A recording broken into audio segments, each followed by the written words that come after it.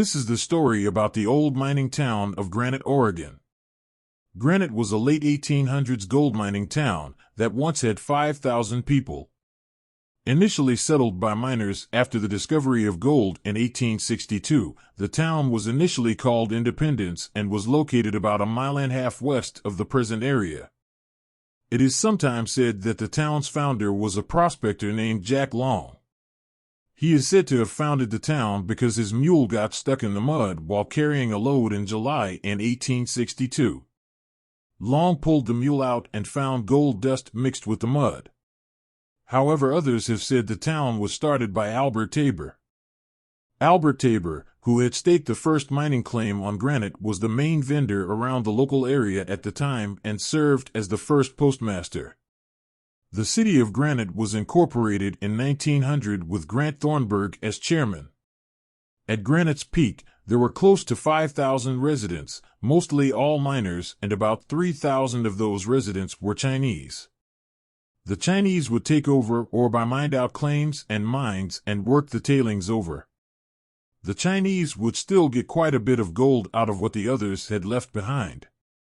By this time, Granite had a drugstore, 2 hotels, livery stable, a post office, 5 saloons, and 3 stores.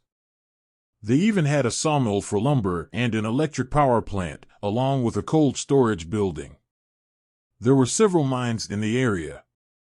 Some of the producing mines immediately around the town included the famous Red Boy, the May Queen, Intermountain, and Intrinsic.